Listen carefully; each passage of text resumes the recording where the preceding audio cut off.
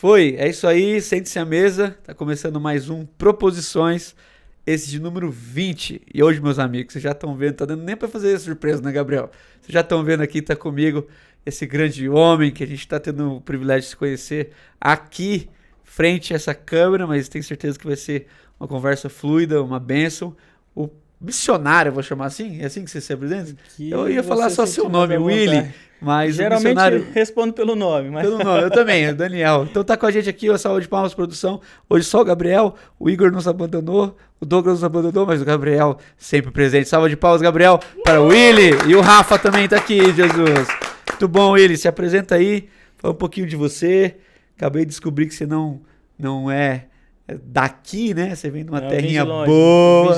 vim de E longe. fala aí um pouquinho de você, sua idade, de onde você vem, conta um pouquinho a Legal. história que você achar necessária. Legal. Primeiro quero agradecer a oportunidade que nos é dada, né, para Portas Abertas e aqui como canal aí para compartilhar um pouco mais sobre a realidade da igreja perseguida. Já faz aí pelo menos 9 anos que eu trabalho integralmente nessa organização e a gente vai falar daqui a pouco um pouquinho mais. Mas vim de São Luís, vim de longe, né, como você falou, vim de São Luís, fui voluntário lá em São Luís da Missão Portas Abertas. Lá tem uma, tipo, como se fosse uma base? Não, como a gente que tem é? grupos de voluntários espalhados pelo Brasil e continua isso até hoje. Que vão passando Nossa- pelas igrejas. Exatamente. A base nossa fica aqui em São Paulo. Então, em 2014, eu vim para São Paulo, né, em convite da Missão Portas Abertas. Conheci minha esposa nesse meio aí, nessa circunstância. Nos casamos 9 meses depois. Ela já era voluntária também. 9 meses depois. Foi 9 meses, tudo isso. Então, quando a gente conheceu no Rio de Janeiro. Eu vim para São Paulo, né, para trabalhar integralmente na missão. Ela era voluntária e a gente estava com um evento com uma norte-coreana no Rio de Janeiro. E lá a gente se conheceu. Ela estava servindo, eu conheci ela ali. Então, logo 3 meses depois, noivamos. E tinha 6 meses para arrumar o casamento. E Aí, deu Gabriel, certo. tá vendo, né? Tá vendo? Acho que o pessoal demora demais. O irmão aí, quantos anos de casado já? Já são 8 8 anos, anos, né? 8 Pelas anos de contas, casado, E temos 3 filhos, o Lucas, Ô, André ele não e brinca. João. Ele não brinca. O Lucas, André e João. André e João. André e João. Legal. Então aqui estamos. Então é uma alegria poder estar aqui compartilhando e poder servir vocês também através da Portas Abertas. Nós temos uma amiga em comum, né? A Lolo. A gente chama de Lolo. Lolo. Heloísa Bedix, né? Para os mais não íntimos, né? De uma forma mais literalmente formal. Mas ela é uma companheira, assim, de jornada mesmo. Quando eu comecei a servir em Americana, que é de onde o Rafa vem também, o Rafa é pastor aqui comigo. Em 2008 eu comecei a servir nessa igreja. E tanto a família do Rafa quanto a família dela e mais algumas outras lá acabaram meio que me apadrinhando, assim, né? E aí eu fui vendo o crescimento dela junto a Portas Abertas, ela é do conselho, né? Sim. Inclusive agora ela estava, não me lembro em que país, lá No encontro, no encontro Isso. mundial, etc. Aí eu falei com ela, Lolo, tem alguém que possa vir? Porque Portas Abertas, ao mesmo tempo que é muito conhecido, a igreja é muito dinâmica, então nunca vai faltar oportunidade, ou às vezes até falta oportunidade para que as pessoas conheçam mais. Então, entrei em contato lá com a secretaria e eles disseram que o mais perto aqui de nós, e faz até parte do teu trabalho hoje, Sim, né? sim. Então, fala um pouquinho disso, assim, no sentido de hoje a tua função, porque a Portas tem missionários que atuam em áreas muito diferentes. A tua função é abrir novas parcerias, seria isso? Também, né? Hoje eu estou como responsável pela área de mobilização, vamos dizer assim. Então, tanto visitas, igrejas, né? Há muitas igrejas que querem receber a Portas Abertas para ouvir falar sobre a realidade do cristão perseguido, testemunhos, histórias. Então, a gente tem uma equipe que trabalha com isso e eu estou responsável por essa equipe. A gente tem voluntários também espalhados, voluntários que eu fui, né, há mais de 10 anos, mobilizando em suas regiões, voluntários que se encontram mensalmente para orar pela igreja perseguida. A gente tem eventualmente Tinha umas também... vigílias, não tinha? Tem vigília, tem encontro. Então, assim, eles têm a liberdade de se encontrar, né, mensalmente e desenvolver algum tipo de dinâmica junto com o seu grupo, né? Às vezes o pessoal se encontra na praia, vai depender. Se está ali na região mais litoral, vão fazer encontro na praia. Dependendo do local, vai fazer encontro em praça. Então, mensalmente tem vários jovens espalhados pelo Brasil que se reúnem em vários locais em favor da igreja perseguida, para orar. Né? Então, basicamente, eu tenho a responsabilidade de cuidar dessas pessoas, de mobilizar, de visitar, e estar aqui também é parte disso.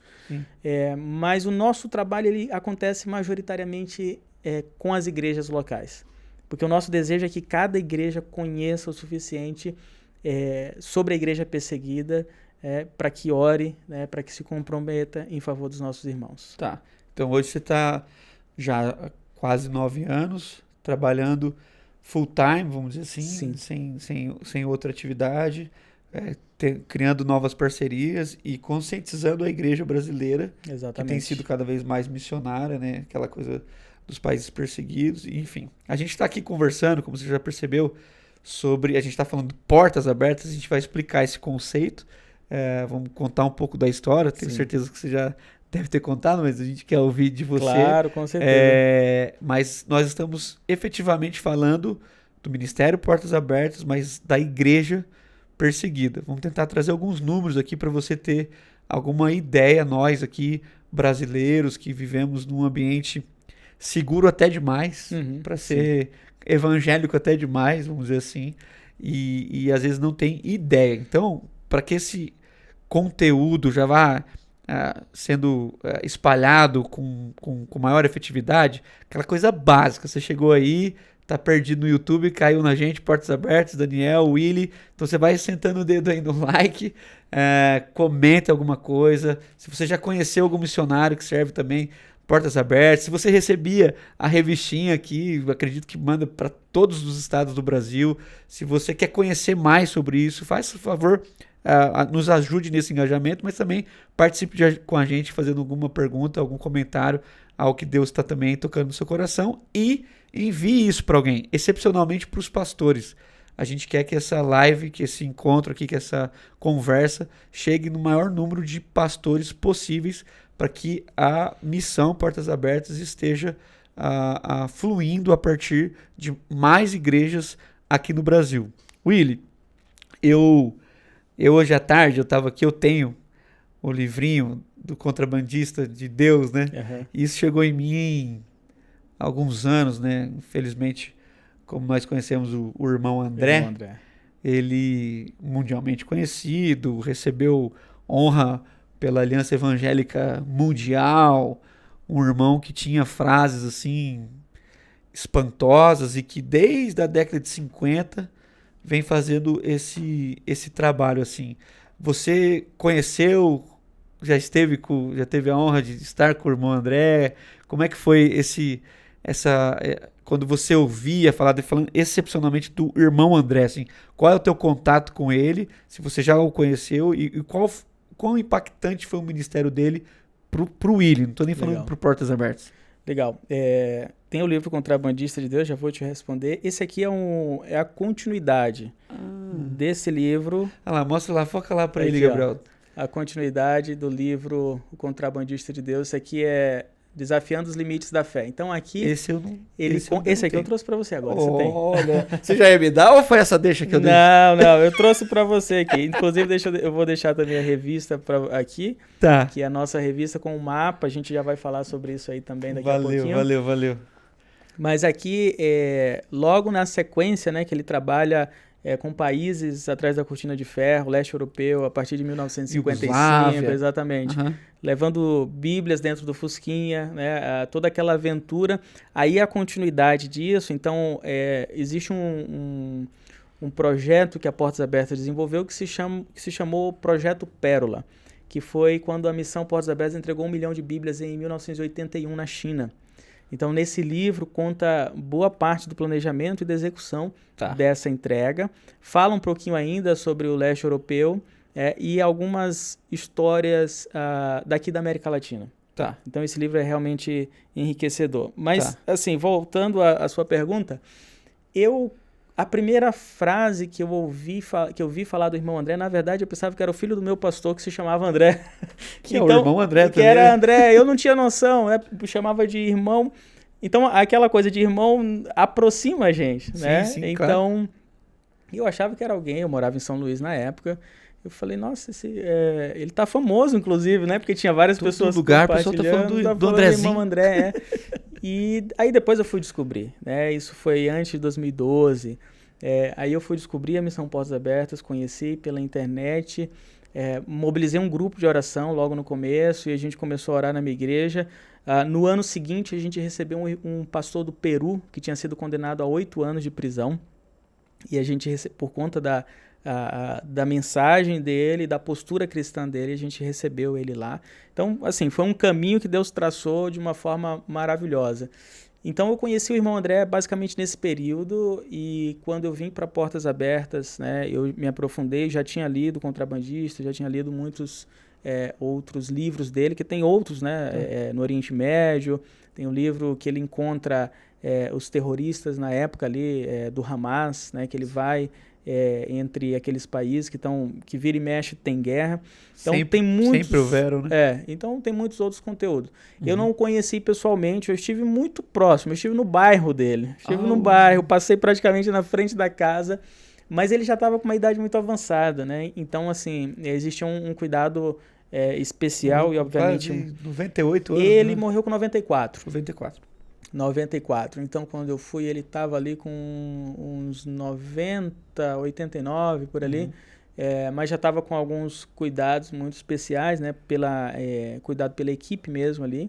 Então, até por causa do Covid também logo depois. Né? Exatamente. Então, era por mais que ele desejasse sair e viajar e continuar fazendo, mas o pessoal privava, né? Para que ele pudesse ter um tempo de descanso ali no finalzinho da vida dele, né? Mas foi um homem que impactou muito minha vida particularmente, porque a partir dele eu pude olhar para a realidade da igreja perseguida, né? Então ele me ensinou a como olhar para esses cristãos, ele me ensinou a como entender a perseguição, né? Eu conheci a história do irmão André e eu pude ser conduzido por meio de tantas histórias, por meio de entender o procedimento dele, o caráter, a vida cristã dele. Então, hoje o meu filho, o André, é também homenagem ao irmão André, meu segundo filho. Então, para minha família, para mim, isso foi extremamente importante. Sim, você sabe bem, né? Eu queria que você resumisse um pouco qual foi o start do André. Porque naquele tempo ali, final da década de 40, sim, guerra ainda, o mundo vive de ponta cabeça, né? Como que aconteceu no ministério dele para que Deus tocasse no coração dele e falasse, há irmãos do outro lado do oceano, vamos dizer assim, né? Na verdade, o irmão André, ele aprontou muito, né? Na juventude dele, se você leu Contrabandista, você sabe disso. Então, ele serviu o exército, né? Serviu as Forças Armadas, ele se envolveu com muita coisa. E até então, em determinado momento é que Deus o chama, ele se converte, ele tem um encontro verdadeiro com Deus, isso conta no livro dele, e ele faz uma oração muito simples, e na oração dele ele diz o seguinte, Senhor Jesus, se me mostrares o caminho, eu o seguirei. Ele só queria isso, né? Depois de passar por muitos desafios pessoais e tudo mais, ele é achado ali por Jesus Cristo e aquele amor dele gera esse interesse. E aí, em determinado momento, exatamente em 1955, quando ele vai para a Polônia. Na Polônia, né, ele vai para uma conferência, na verdade era um encontro comunista que existia na época, milhões de jovens reunidos, e ele não era comunista, mas ele tinha interesse porque no mapa ele via falar de países que ele não conhecia. Então ele escreve uma carta para a organização daquele encontro comunista e pede a autorização para participar. E ele recebe a carta, naquele tempo era tudo por carta, né? E ele foi aprovado. E aí ele vai para esse encontro, mas o que ele faz? Ele não participa dos encontros, ele está lá, ele acessa o país, né, a Polônia, e naqueles dias ele começa a fugir e tentar descobrir o que estava por detrás dos países. E ele encontra igrejas que estavam ali sem acesso à palavra de Deus. Então, nesse momento, ele entende mais profundamente a importância do ministério. Então, não existia portas abertas. Era o irmão André nas suas aventuras. E ali Deus fala com ele. Então, uma das primeiras vezes, quando ele vai e ele prega nessas igrejas, uma coisa interessante que ele diz o seguinte, que quando ele começava a pregar, as pessoas não abriam a Bíblia. Aqui na igreja, quando você prega, as pessoas abrem a Bíblia para ler o texto, para acompanhar. Já no celular, né? Agora clica, tempo, né?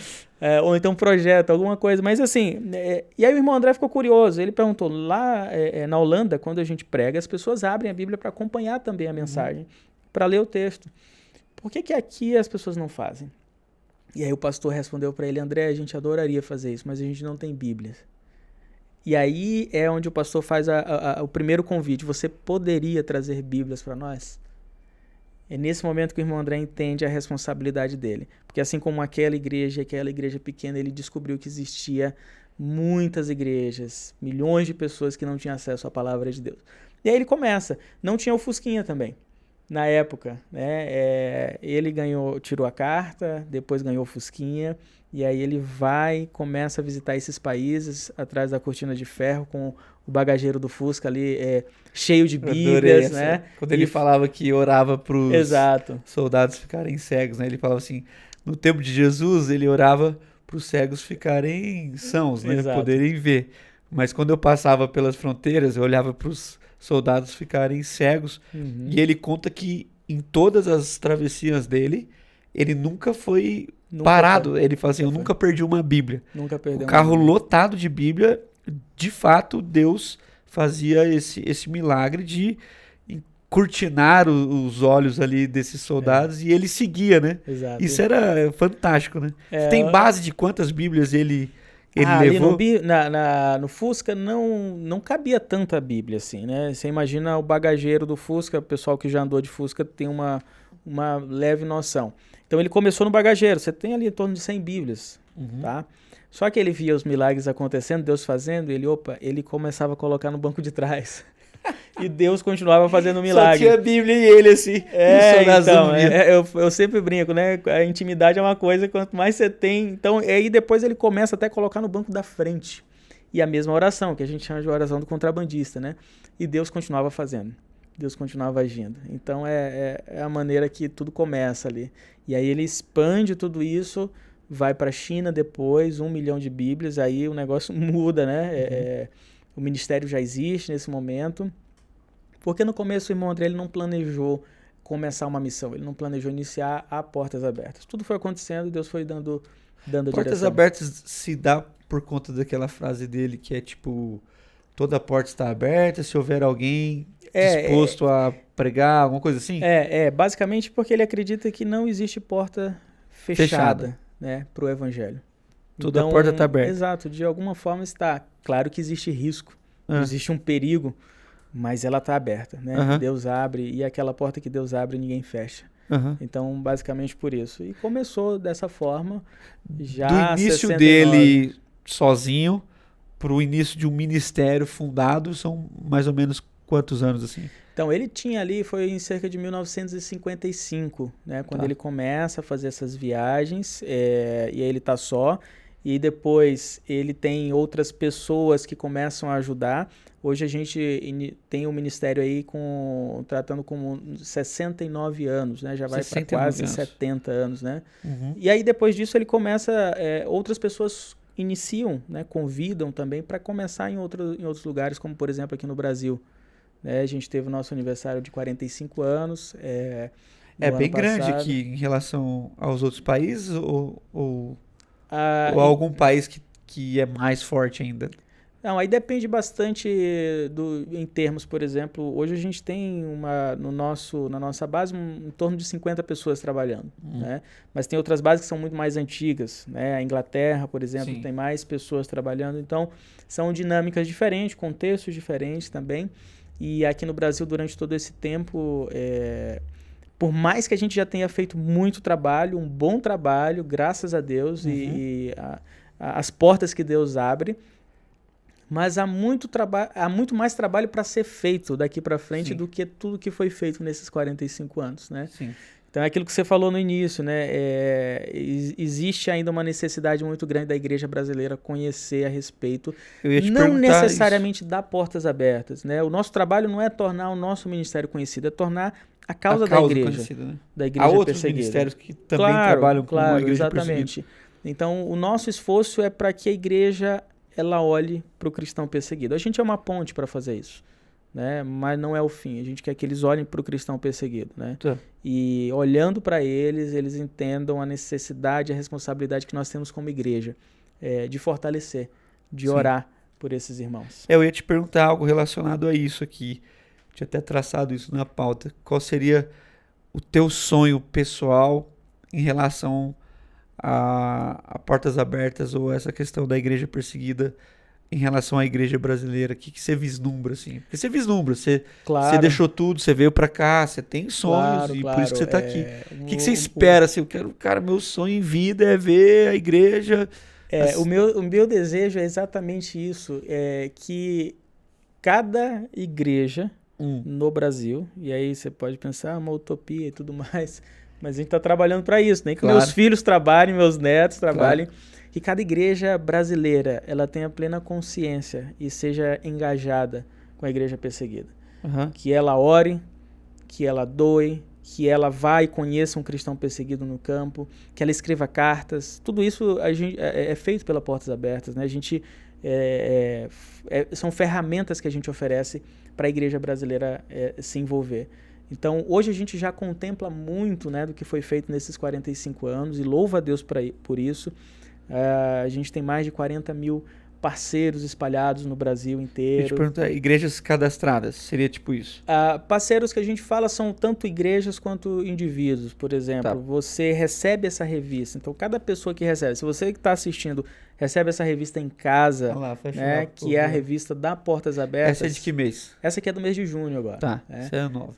E a gente considera você como um parceiro da Portas Abertas. Então, você quer ser parceiro da Portas Abertas, no nosso site, você pode acessar portasabertas.org.br e ali fazer o seu cadastro. A gente vai começar a te mandar e-mail e te conduzir também, e essa revista você pode receber ela mensalmente, né? Então a gente tem aí mais... E ela tem algum custo ou... Na revista, no momento que você faz o preenchimento ali no site, que eu estou vendo aqui, 39 mil exemplares. No momento que você faz o cadastro no site, você vai receber uma revista gratuita em casa, tá? No seu endereço, o endereço que você cadastrou. E nessa revista vai vir uma sugestão de oferta de R$ 39,00. Tá. Se a pessoa fizer aquilo, ou ela pode alterar o valor para mais ou para menos, né? Sugestão. É uma sugestão, exatamente. Ela já tem direito a receber durante um ano a revista. Então, durante um ano... Mensal? Mensal. Ah, tá. 39 mensal. Não, ela fez o de 39, ela já vai receber durante um ano inteiro. Nossa. Então, é muito fácil, né? Não se trata, a gente nem fala assim, uma assinatura. Tem a ver com valor, uma assinatura. Porque a assinatura geral é Netflix, né? Você está pagando todo mês mensal. Ali um valor. Né? É claro que a gente sempre vai informar os projetos. E no final das contas, a gente sabe que Deus supre todas as coisas, e assim como começou a história do irmão André, a história da missão Portas Abertas. Então, na revista, a gente sempre disponibiliza o que a gente está fazendo, os testemunhos, uma prestação de conta do que aconteceu no mês passado, e a pessoa fica livre, né, para doar quando ela quiser e quando ela puder. Né? E a cada doação que ela faz, ela já renova por mais 12 meses. Então a revista ela traz muita informação, sempre no finalzinho dela também tem o calendário de oração que a gente faz, né? Esse mapa, a gente vai falar... teve um dia lá da Isso, o DIP, né? Que é o Domingo da Igreja Perseguida, né? É uma data que a gente propõe no ano, né? Para que igrejas no Brasil inteiro, na América Latina agora também possam realizar um culto específico em favor da igreja perseguida. Esse ano a gente teve mais de 16 mil igrejas organizando. Então é uma conquista muito grande para a gente. É muita coisa, 16 mil igrejas. 16 mil igrejas no Brasil. No Brasil e América Latina. A América Latina a gente iniciou recentemente. Então é muito bom ver isso.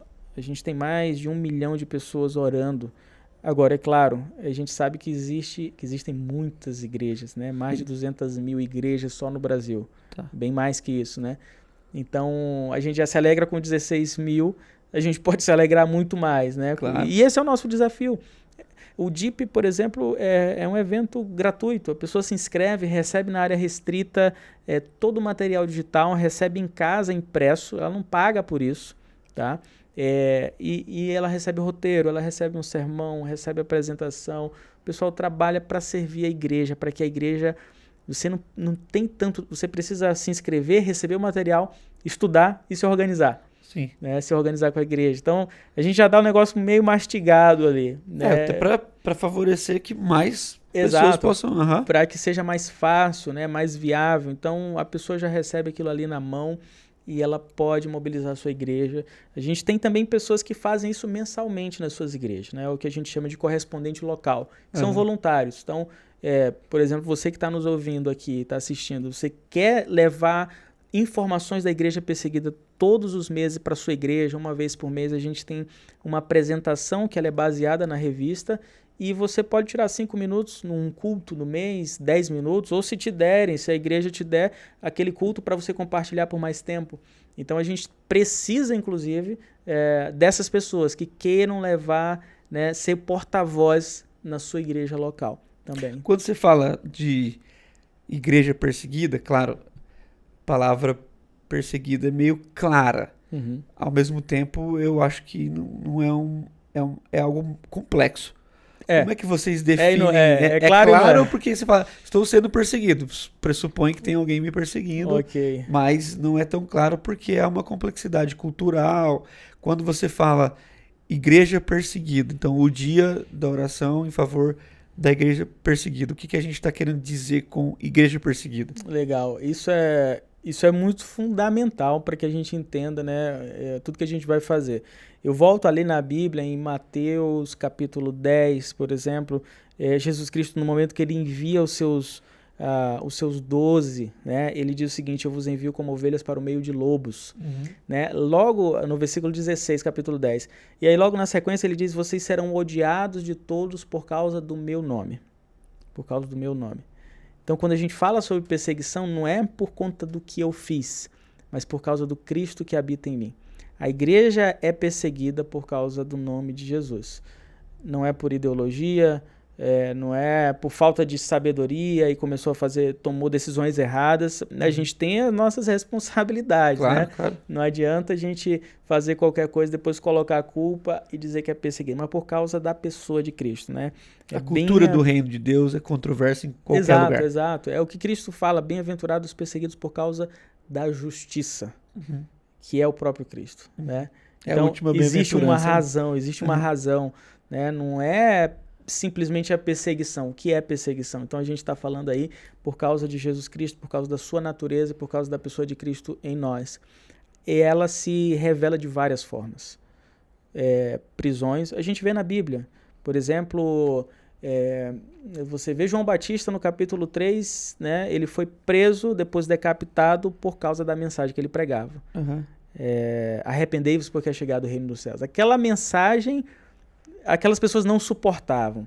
Então ele é preso e decapitado. Jesus Cristo começa a pregar a mesma mensagem no capítulo 4, logo na sequência. Exatamente a mesma mensagem. A mesma coisa. Tentaram prender, mas não era o momento. O texto diz, não era o momento dele. E aí quando ele envia os 12, lá em Mateus capítulo 10, e ele dá a mesma mensagem para que eles preguem, ele já prepara: vocês serão enviados como ovelhas para o meio de lobos. Ou seja, uma vida perigosa. Né? Ovelha no meio de lobo está vivendo risco o tempo todo. Então Jesus já prepara os seus 12 para aquele estilo de vida.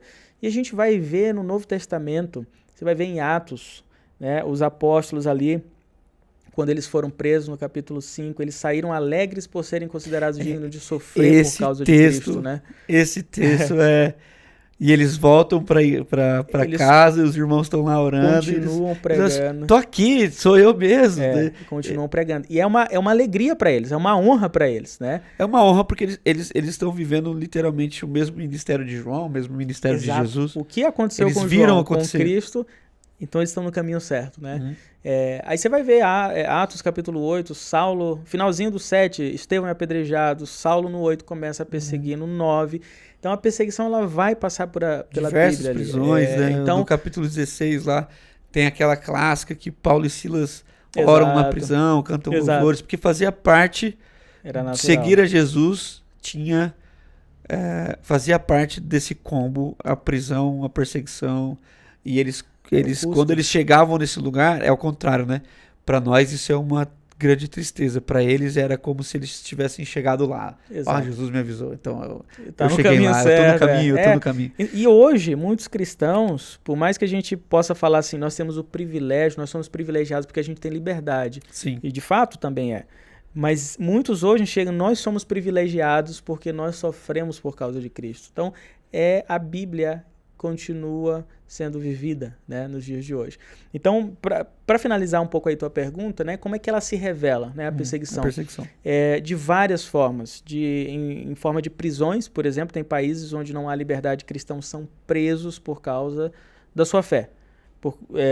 Restrições. Há muitos países que os cristãos não têm Bíblia, não possuem Bíblia, não têm acesso à palavra de Deus, como começou a história da Missão Portas Abertas. As pessoas não tinham Bíblias. Bíblias eram queimadas, eram confiscadas. Então você tem prisões, você tem torturas, você tem morte de pessoas, você tem pressão no sentido de, por exemplo, em alguns países, algumas comunidades, você não tem acesso a alimento, à saúde, os filhos não podem estudar. Se você tem um negócio, você é boicotado ou o negócio é destruído. Então isso também é perseguição. São vários níveis de perseguição. São vários níveis, várias formas.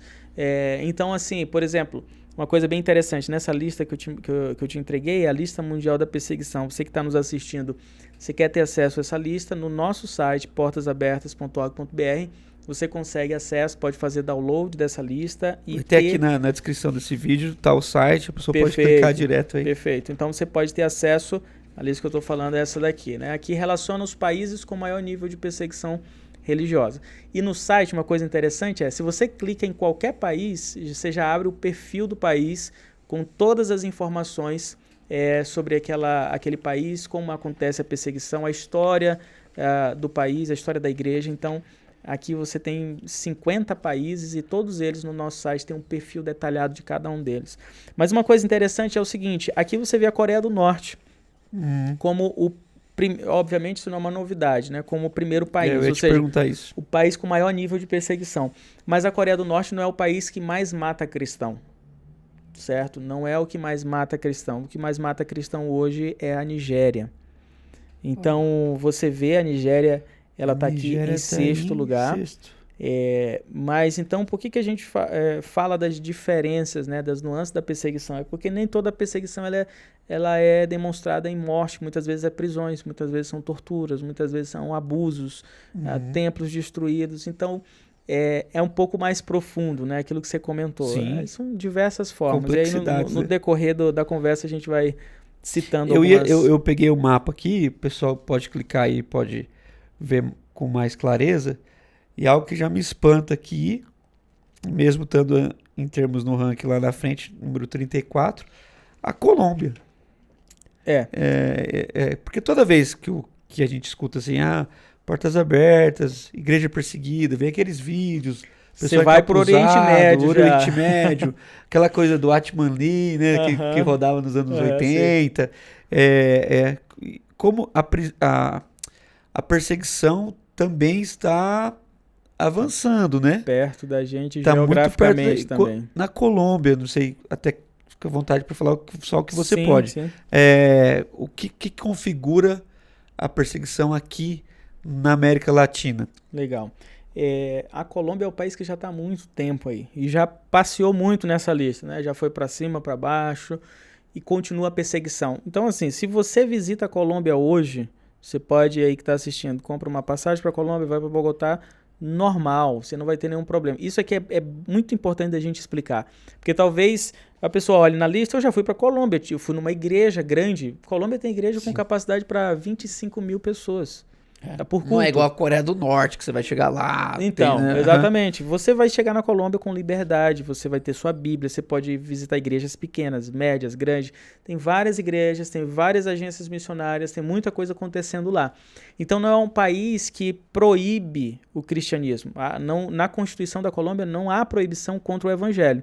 E é importante. Então, por que ela está lá, né, nessa lista?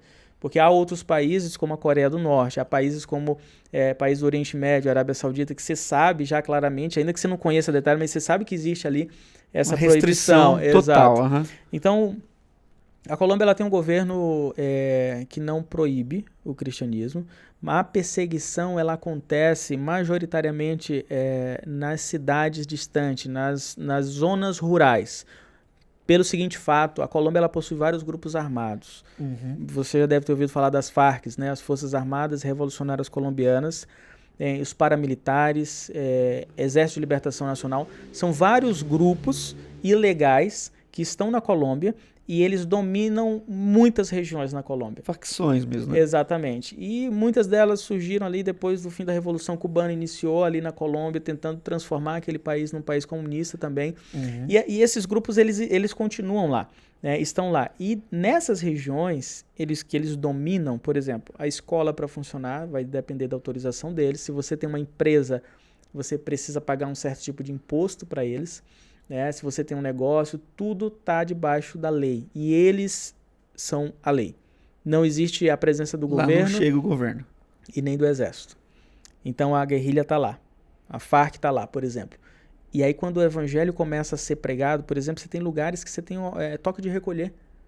Hoje, não pode sair depois das 6 da tarde e não pode sair antes das 6 da manhã.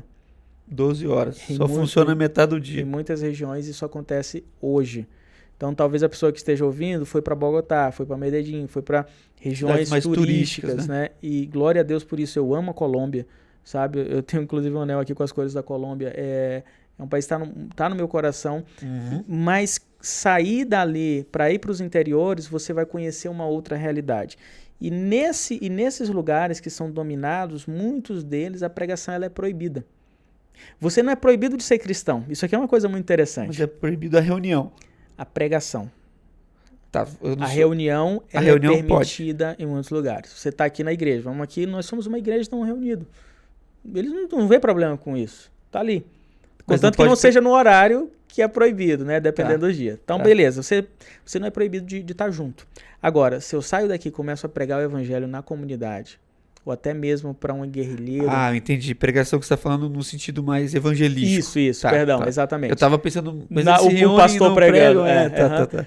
Então, se você sai dali da reunião e a pessoa está pregando, né, na rua para outra pessoa, esse exercício da pregação pública, ele é proibido.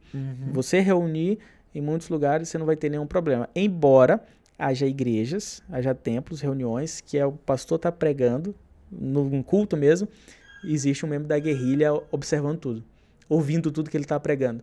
E se ele começa a pregar e de repente direciona a pregação dele ali, ele vai ter problema. Mas a gente já viu muita história, inclusive história de guerrilheiro que entrou numa igreja com o objetivo de assassinar um pastor. Uau. E foi salvo, se converteu. Eu já tive a oportunidade de conversar com um ex-guerrilheiro que é um homem que marcou muito a minha vida. E assim, tudo isso, né, é muito mais intenso do que a gente pode imaginar, sabe? Há muitas coisas que obviamente a gente não pode compartilhar, mas ali na Colômbia existe um nível de perseguição muito alto nos dias de hoje. Há pessoas que são torturadas por esses grupos armados, são ameaçadas, a pessoa, a família da pessoa, crianças são sequestradas. Eu conheci muitas crianças sequestradas ali na Colômbia, eu conheci muitos órfãos das vezes que eu tive lá.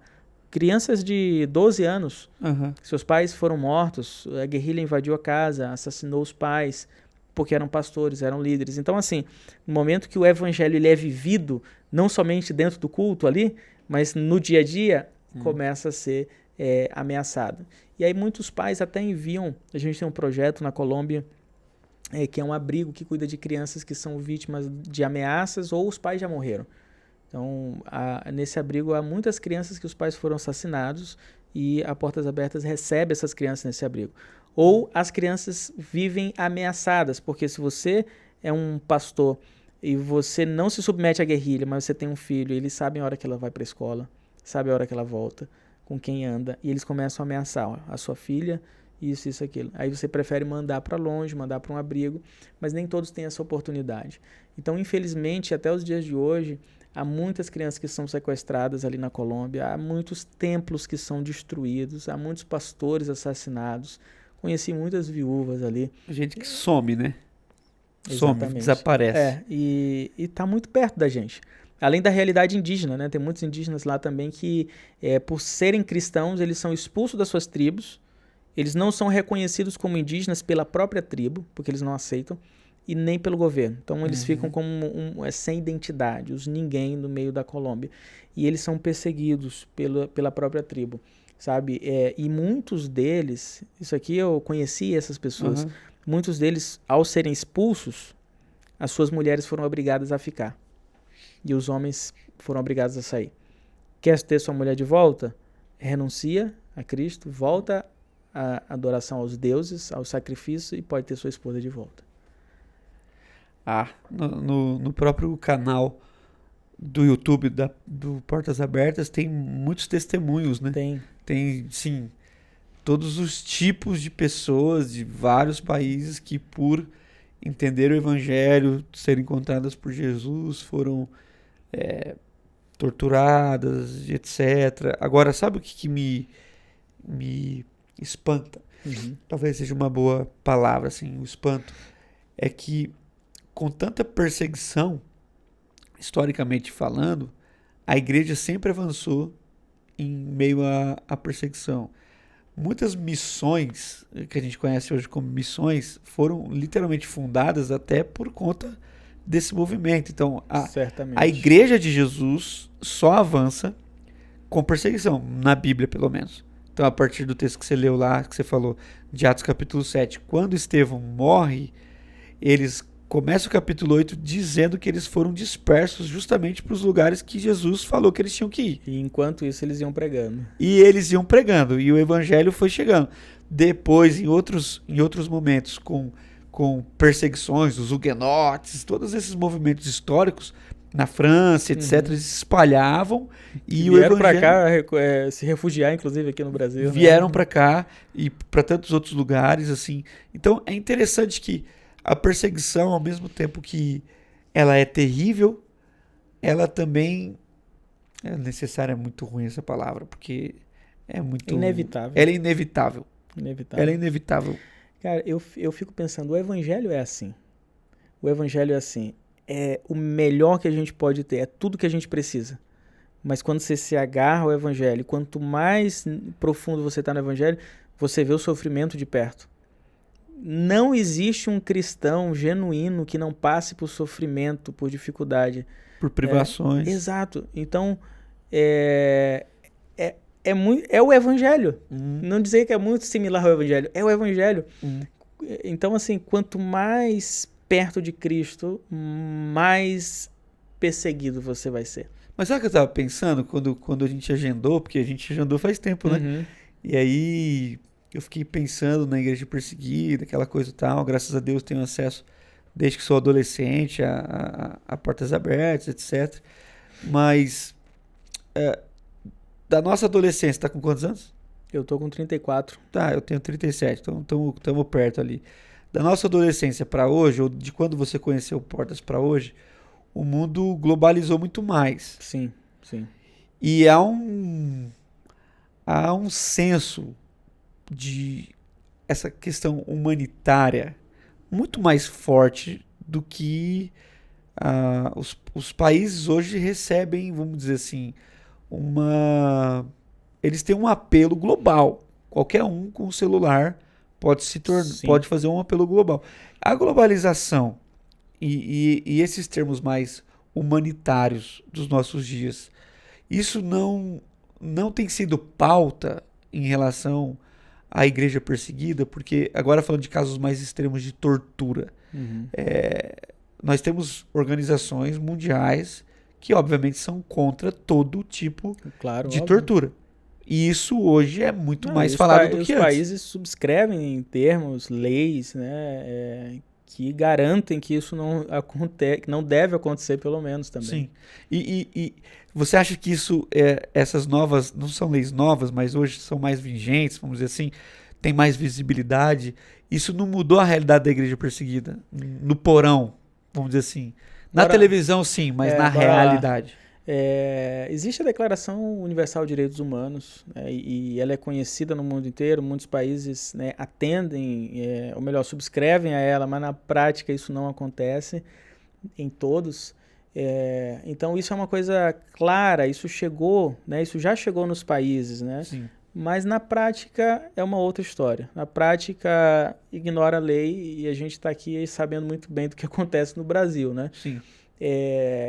Agora, quando a gente pensa em tecnologia, por exemplo, globalização, o acesso rápido ao celular, ao smartphone, conexões no mundo inteiro, é algo muito interessante. Isso ajudou muito em muitos aspectos e dificultou muito em outros. O que ajudou? Antigamente, a portas abertas, para imprimir bíblias, por exemplo, uma das formas era levar uma impressora gigante. Você entrava no país, a gente desmontava a impressora, você levava uma peça dela. Cada um levava uma peça. E chegava lá, se encontrava em dias diferentes, montava. Meu, que trabalho, né? Hoje é muito mais prático, muito mais fácil. Você compartilha um link, você põe um MP3, né? Você tem a Bíblia em áudio, você tem celular. Cara, tem lugares que a gente tem sistema de... É como se fosse telemarketing, só que é para atender cristão, né? Oração, discipulado e tudo mais. Então, a tecnologia ela nos faz acessar e é uma ferramenta incrível para chegar nesses lugares. Tem pessoas que estão hoje, que no dia de hoje, no dia de ontem, amanhã, vão ouvir a Bíblia em áudio. Mas eu talvez não conseguiria entrar com uma Bíblia de papel ali, né? Por mais que a gente ainda faça isso até hoje, o contrabando de Bíblia, a Bíblia, né, em papel, ela existe, é necessária. Mas você possibilita muitas formas de acesso a ela, né, em vídeo, em áudio, de todas as formas. Então, isso ajudou muito. A mesma coisa do apelo, né, a muitos cristãos que eles têm conseguido se encontrar, né, ou promover algum tipo de discipulado por causa do acesso à internet. Ao mesmo tempo, o acesso à internet em alguns lugares ele é monitorado, ele é controlado. Então, isso também faz com que se descubra muitas outras coisas, né? E aí, muitos deles têm que mudar de número, de tempos em tempos. Então, há muitos que têm acesso. E se a gente pensar, por exemplo, na China, a China hoje ela tem... Eu ia falar da China agora, porque tem um número assustador de cristãos lá. Exato. Você tem mais de 90 milhões de cristãos lá. Mais de 90 milhões. Só que a China hoje ele é o país que mais tem câmeras de vigilância, de identificação facial. Pelo menos 500 milhões de câmeras espalhadas pela China. Muita coisa. Então, assim, ela controla basicamente tudo. Então, se você está fazendo alguma coisa ali, ela está te acompanhando. Ela sabe, entendeu? E dentro das igrejas, há muitas igrejas hoje na China que tem câmera de vigilância, que não é câmera que a gente põe aqui para controlar contra ladrão, alguma coisa do tipo. Muitas igrejas, não são todas, mas muitas igrejas têm câmeras que são controladas pelo governo. Estão lá, entendeu? Então, por outro lado, né, a Índia também tem muito disso, né? A Índia é um país altamente tecnológico, né? Com uma tecnologia muito avançada. Uma das cabeças da tecnologia do mundo, né? Então, essa questão da identificação ali, por meio das câmeras, está muito presente. E dificulta o trabalho do cristão na China. Se ele quer se reunir, qual casa que ele entrou, por que saiu tal hora? Se ele está num carro, abre a mala e tira bíblias ali. Ainda que não esteja escrito, a câmera não veja, mas... A atividade ela vai sendo dificultada cada vez mais por conta da tecnologia. As igrejas que se reúnem nos locais escondidos. Então, assim, a tecnologia, né, ela ajuda e ela atrapalha. Ela é ferramenta para perseguição e ela é ferramenta para edificação. Cara, uma pergunta que eu queria muito te fazer é o que a igreja perseguida mais te ensina? Nós que vivemos aqui com todo o conforto, crente é pop, no Brasil a gente chega nas igrejas, nós pastores, missionários, nós somos muito bem tratados, a gente tem, as portas de fato aqui são muito abertas pra gente. Sim, e tem lugares que é até um privilégio, você é até privilegiado em ser... Cara, né, se você chega em algum lugar, pastor, senta aqui, mas você, muito mais do que eu, tem um contato diário com irmãos que vivem em realidades obscuras, que não podem cantar em voz alta, obviamente. A gente esquece disso, que que esses irmãos não têm banda, né? Lá no vizinho não pode reclamar do barulho do louvor. Muito simples, cara. Coisa que que mais se ensina, assim? Cara, o contato com a igreja perseguida renova a minha espiritualidade nisso.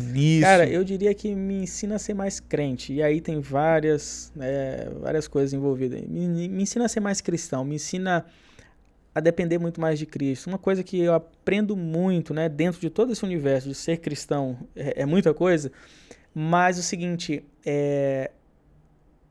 olhar para esses irmãos me ensina a não reclamar do que me passa hoje aqui, por mais que todos nós tenhamos desafios, eu me identificando com esses irmãos, sofrendo a dor desses irmãos. Não é que a gente não tenha sofrimento e tudo mais, mas a gente olha com outros olhos, sabe? É impossível você ter um contato com a igreja perseguida e enxergar a vida da mesma forma, enxergar o cristianismo da mesma forma, sabe? Hoje eu consigo dar muito mais graças ao Senhor, porque, cara, o que eu vivo aqui, perto do que eles vivem, é quase nada, sabe? Então, isso me aproxima do Evangelho. Quando eu olho para a Bíblia, quando a gente está lendo a Bíblia, a gente vai ver, isso aproxima cada vez mais a gente da essência do Evangelho, né? De buscar o reino de Deus em primeiro lugar e todas as outras coisas serão acrescentadas. De saber, né, que no mundo a gente vai ter aflições, mas a gente tem que ter bom ânimo, que Cristo já venceu o mundo. De saber que se a gente é perseguido por causa da justiça, a gente deve se alegrar. E é exatamente essa bem-aventurança. A bem-aventurança é afortunado, é bem-aventurado, é plenamente satisfeito. Como é que pode ser plenamente satisfeito, bem-aventurado e ser perseguido? Né? A perseguição você está sofrendo, por mais que a igreja avance, é um sofrimento. A gente não romantiza a perseguição. Ninguém gosta de ser perseguido. Que não bom. Existe. Que legal. Hoje eu apanhei. Exato. Por mais que a igreja avance, essa é uma verdade também. Mas a outra verdade é que dói, machuca, é sofrido. Então, bem-aventurados perseguidos, né? Bem-aventurado é aquele status onde a gente quer estar, onde a gente precisa estar do evangelho, de intimidade, de relacionamento com Deus.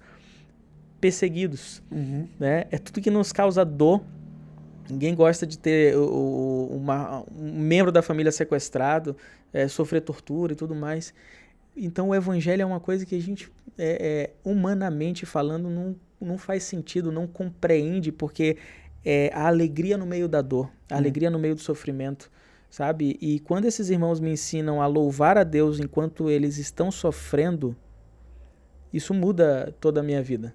Qual foi a história que mais impactou sua vida, dessas que a gente, pra mim é no YouTube, né? Mas pra você talvez tenha às vezes conhecido alguém ou alguém que você ouviu, de uma coisa mais drástica mesmo, assim, que te deixou, sabe, que entrou dentro de você e aquela revolta, assim, aquela...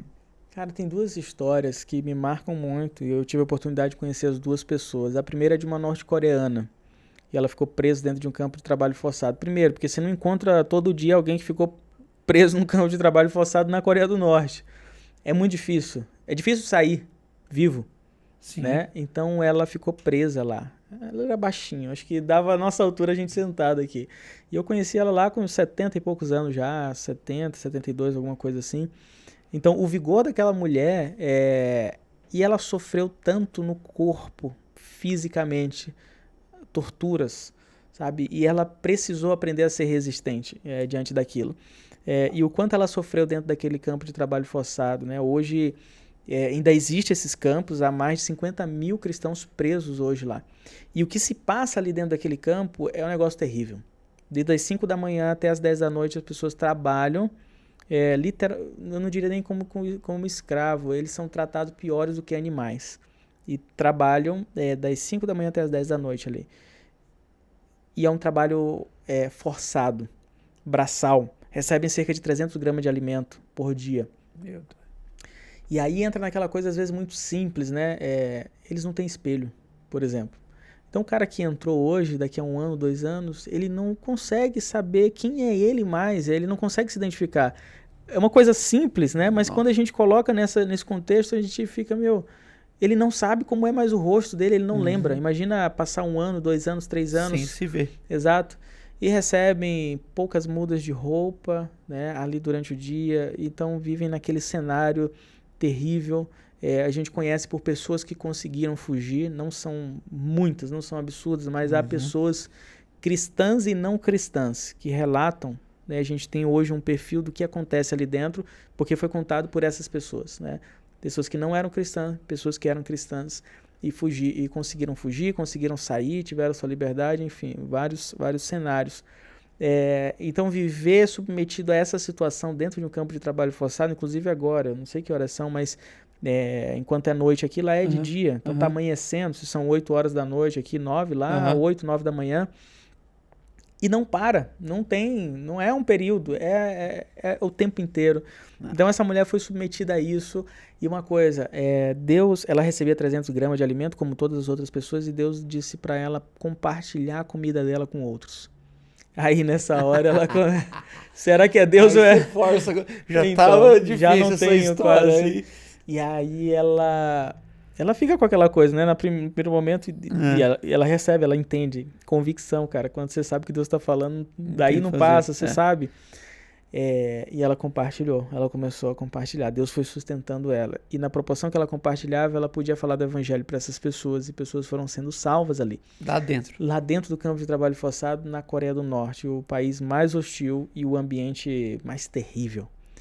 E eu fico pensando, aquela mulher, ela pôde evangelizar, falar de Cristo naquele ambiente, porque eu e você, a gente não pode fazer isso aqui, né? Qual é a desculpa que a gente vai dar, né? Então ela viveu submetida, a história dela é muito longa, né? Mas aquela história me marcou de uma forma que eu conheço ela há assim que eu cheguei na Portas Abertas, né? Eu tive um encontro com ela depois, mas não me esqueço. Ela representa a história de milhares, né? Mais de 50 mil, pelo menos dentro do campo. E ela falou uma coisa. Ela falou o seguinte: o meu medo, né, não era de morrer dentro do campo. Ela falou: o meu medo era, no momento de fraqueza, negar a Cristo. Sabe? Isso ensina muito a gente. E essa foi a primeira história que, assim, mais me marcou, e eu já chorei lembrando dela, lembrando de outras pessoas, e é muito especial, assim, dentro... Não é à toa, né, que é o país mais hostil, assim. Tem uma outra pessoa que eu conheci também, esse pastor aqui da Colômbia, sabe, que ele é um ex-guerrilheiro, na verdade, ele era membro da guerrilha, e foi... A conversão dele foi um negócio assim milagroso, então isso também me marcou bastante. Eu tive a oportunidade de conhecer uma irmã da Nigéria, que o marido dela foi assassinado do lado dela. Ela estava numa comunidade no norte da Nigéria, né? E a Nigéria hoje é o país com o maior número de mortes de cristãos, e ela estava numa comunidade no norte da Nigéria. No sul existe igreja com mais de 200 mil membros, só para você ter ideia, no sul da Nigéria. E no norte você tem esse nível de perseguição, né? Não é à toa que está aqui em 6º lugar. E aquela mulher vivia numa comunidade isolada, uma comunidade cristã, uma comunidade pequena, e ela ouviu que o Boko Haram estava indo em direção à comunidade dela, que o Boko Haram saiu para se deslocar e estava indo em direção a ela, a sua comunidade, e queria perseguir cristãos ali. Obviamente, eles fazem isso, né? Vira e mexe, você tem relatos do Boko Haram invadindo a comunidade, assassinando cristãos, sequestrando. E aí essa mulher, ela decide fugir com seu marido. Então ela foge para um lado, o Boko Haram está de outro lado. E ela foge com o marido. Quando ela chega mais distante, ela avista vários homens do exército armados. Então é um momento que ela fica aliviada, né? Porque ela está se aproximando do exército e o Boko Haram vinha de outro lado. E quando ela chega mais perto, o marido nota que não era o exército. E era exatamente o Boko Haram ali. Não. E aí é nesse momento que eles chegam para o marido dela e fazem a seguinte pergunta. A pergunta é: você é muçulmano ou você é infiel? E ele responde: não sou muçulmano nem infiel, eu sou cristão. E, cara, nesse exato momento ele foi morto ali.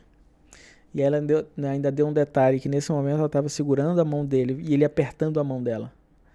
E aí no momento que ele é assassinado ali, ela sente aquela mão já enfraquecendo, pesando, e o corpo caindo no chão. Imagina a mente daquela mulher. Ela falou que nesse momento ela perdeu o sentido. Óbvio, né? E ela foge, tem que deixar o marido lá. E depois que ela atravessa um ponto de checagem, ela encontra os seus filhos. E a primeira pergunta das crianças é: cadê o nosso pai? Então, por mais que eu tenha conhecido pessoalmente essa mulher, eu não tenho como mensurar, né, a dor, né, na alma, no mais profundo da alma daquela mulher.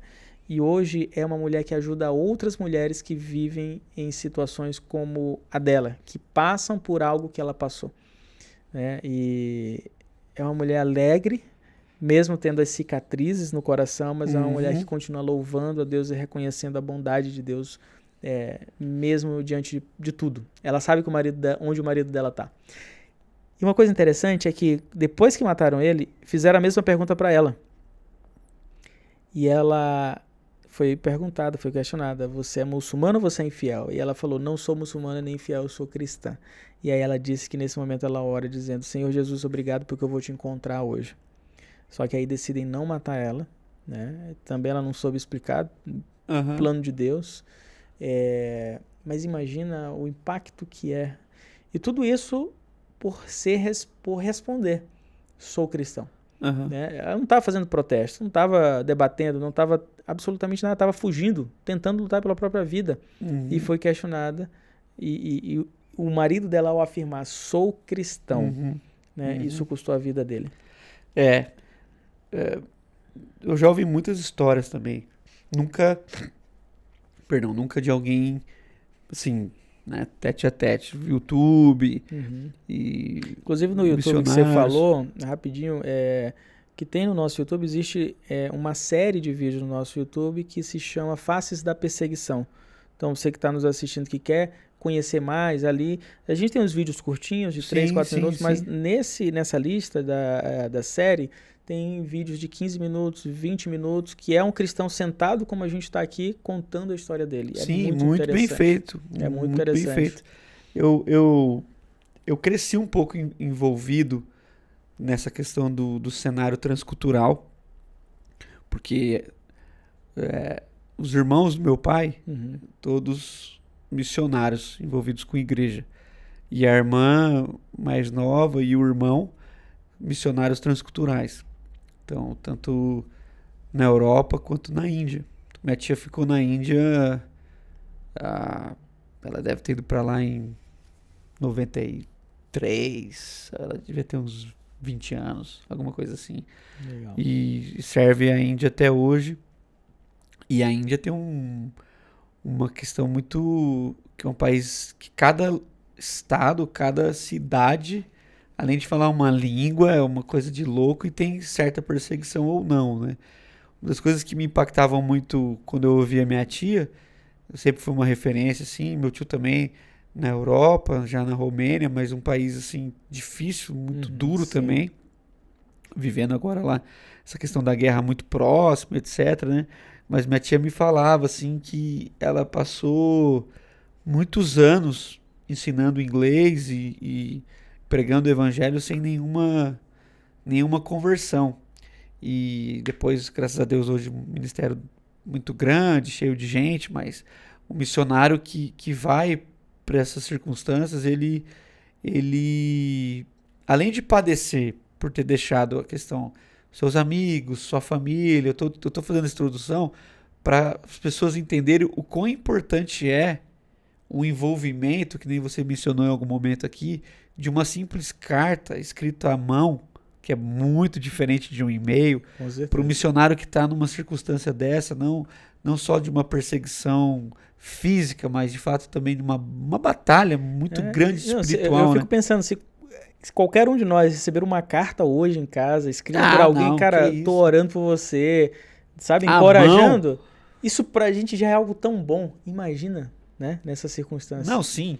Então eu tô te perguntando isso, tô introduzindo para te perguntar, para você, caminhando para o fim, falar um pouco mais da importância desses nossos amigos e amigas, irmãos, que estão aí nos ouvindo, nos assistindo, de se envolverem com Portas Abertas. Claro, já falamos da igreja perseguida, mas Portas Abertas é um canal que já tem, assim, história, já tem lastro e já tem muita experiência. Então, na prática, eu tô aqui, tô te ouvindo, eu quero ser um parceiro da missão Portas Abertas, eu não quero só receber a revista, eu quero ter acesso a mais coisas, eu quero trazer missionários na minha igreja, eu quero poder enviar cartas. Então, fala um pouco da importância disso e como fazer parte disso. Legal.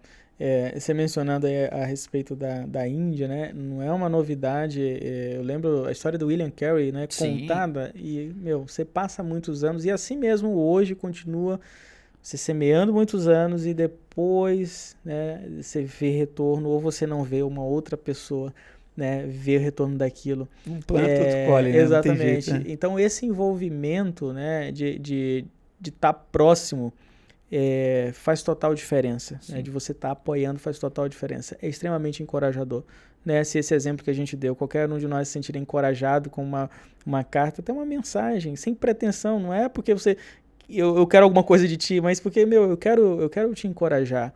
Né? Então, eu lembro de um pastor, pai de uma das garotas que foram sequestradas no Chibok no dia 14 de abril de 2014.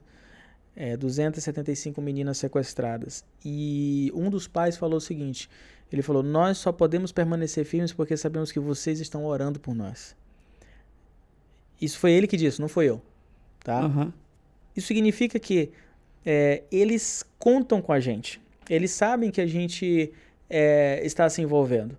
Né? Então, o envolvimento faz com que eles possam permanecer firmes, fiéis, constantes. Eu lembro de um outro irmão que falou o seguinte, o meu maior medo também não era a morte, mas era de ser esquecido pela igreja. Ou seja, de enfrentar toda a perseguição abandonado, esquecido. Uhum.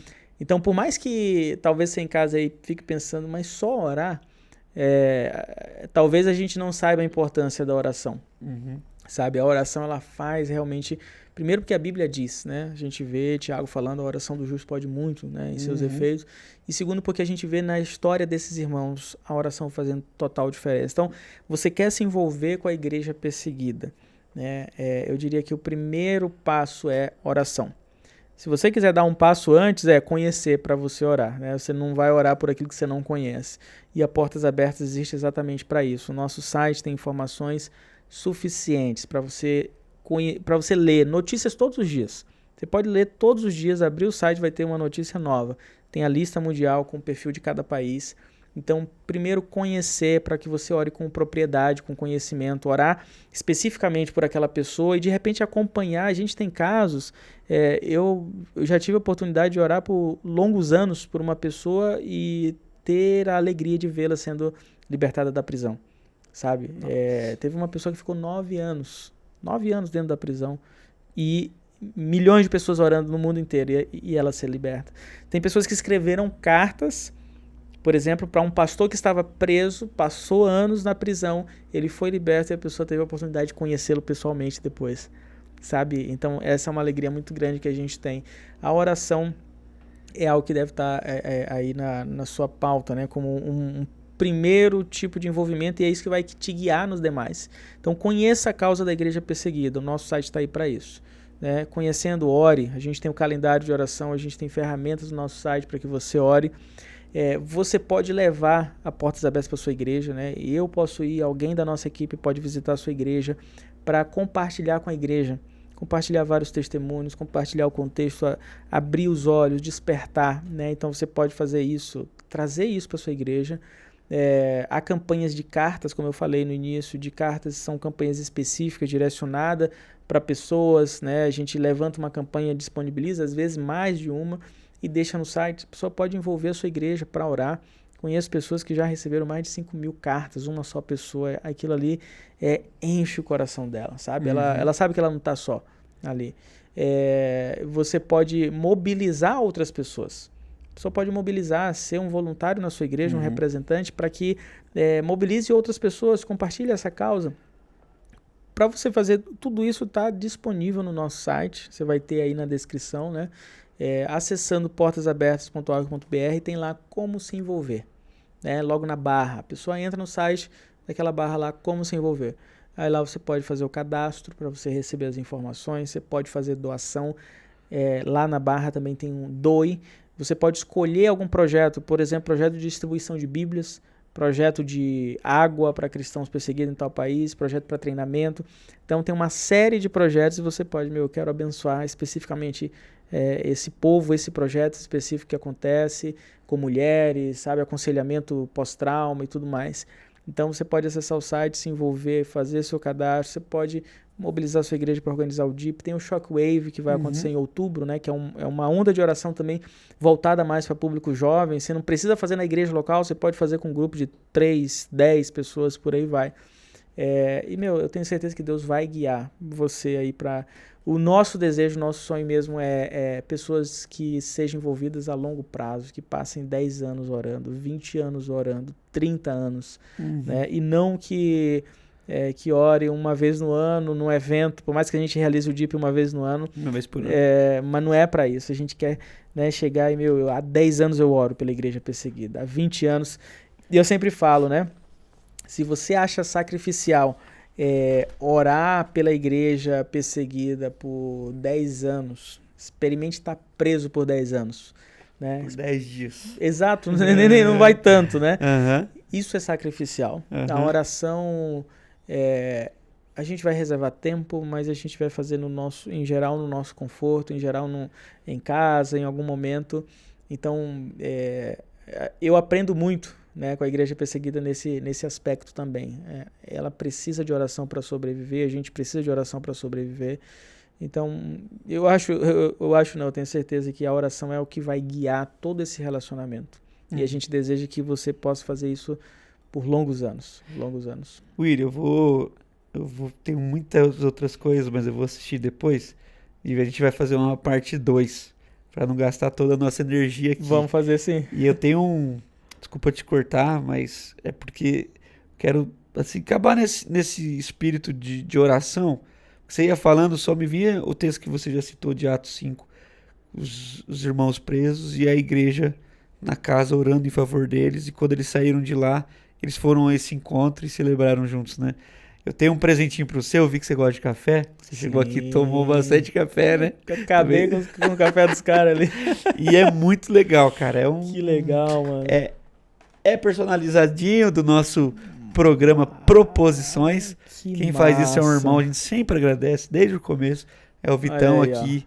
Aí, excelente. Cara. Obrigado, cara, essa canequinha você não vai esquecer de mim, porque ela realmente jamais. Não é só marketing, não, mas é porque eu quero que você leve mesmo, cara, junto lá, seus momentos de oração, você tomando seu cafezinho. Maravilha. Possa lembrar que nós aqui desse movimento Proposições, a nossa comunidade, com certeza vai estar engajada na oração da igreja perseguindo, em favor da igreja perseguida. Amém. Portas abertas. E a tua casa, você, sua esposa, seus 3 filhos, com certeza você pode saber que você ganha, né, Gabriel? Junto com esse programa vem um combo aí de uma comunidade que você pode chamar de família. Amém. Cara, aqui a gente só tem um quadro. A gente foi conversando, o pessoal achava que eu tava no Instagram aqui, não é? Eu tava olhando as perguntas, é que eu ainda tenho algumas, mas a gente tem um quadro que eu gosto muito, que é o 2 minutos para o mundo, que não existe, né? Essa possibilidade, mas eu criei na minha mente fértil, né? Que é essa ideia de, se a gente tivesse a oportunidade de comunicar algo para o mundo inteiro, conectado no mesmo momento, ao vivo, só que também, como é uma oportunidade de ouro, né? A gente só teria 2 minutos, né? Porque também não é muito assim, né? Eu quero falar 15 minutos para o mundo inteiro, né? Então eu fiquei lá com os meus botões pensando, 2 minutos seria muito legal. E todo mundo que vem aqui, eu gosto de pegar de surpresa, não é para constranger não, mas é porque quando a gente é pego de surpresa, é o que realmente flui do nosso coração. Qual é a mensagem que o Willy, se tivesse a oportunidade de entregar para o mundo inteiro, mas também só tivesse 2 minutos, qual seria a mensagem que fluiria no seu coração? E a gente termina assim, então, aí você olha para essa câmera que o Gabriel vai colocar você, e você entrega aí o que está no seu coração. 8 bilhões de pessoas. Todo mundo. Ao vivo. Nem fuso horário tem, não vai ser depois não. Todo mundo vai se ligar. E cada um vai entender na sua própria língua. Na sua própria língua, os anjos vão interpretar. Aí o que está no seu coração. Legal. Sem dúvida, arrependam-se e creiam no Evangelho de Jesus Cristo. Essa é a nossa esperança viva.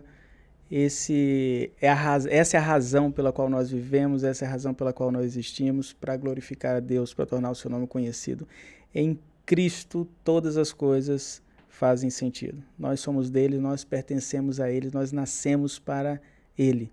Independente de onde você esteja, independente da situação que você esteja vivendo, a sua vida pertence e deve ser para a glória de Jesus Cristo. Amém.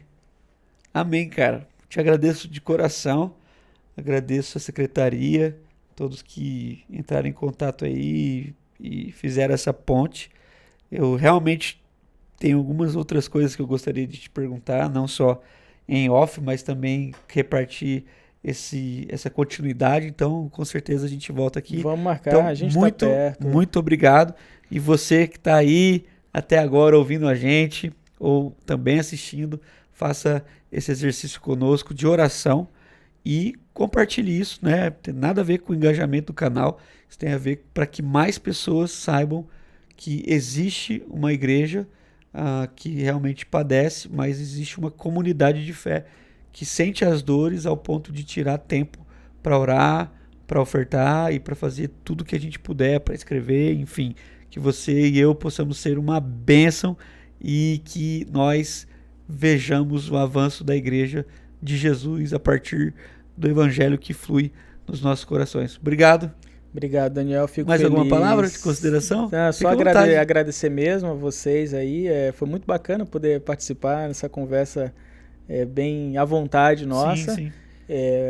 Tô pronto para atender aí, assim que a gente tiver agenda. Que a gente pode colocar o seu Instagram aqui embaixo também para as pessoas te procurarem lá? Pode procurar, mas procura principalmente o Instagram da Portas Abertas. Sim, eu vou deixar lá também. Portas Abertas Brasil. O meu é Willy Menezes, _ Menezes com Z, Willy, W-I-L-L-Y. E lá no Instagram da Portas Abertas você vai ter muita coisa. Então, por favor, pelo amor de Deus, se envolva. Começa a seguir, começa a buscar informações, né? Convide a gente para falar na sua igreja. Eu tenho certeza que não é o principal objetivo, né, ser edificado pela igreja perseguida, mas o principal objetivo é a gente fortalecer esses irmãos. Sim. Mas no caminhar, enquanto a gente faz isso, a gente é edificado, a gente é constrangido, a nossa vida muda. Claro. Né? Então, de fato, obrigado pelo presente também, vai ser muito útil, gostei bastante. Deus abençoe grandemente vocês. Seja uma bênção, até a próxima. Amém. Segunda-feira, se Deus quiser, às 21 horas, nós nos encontramos aqui. Um abraço. Tchau.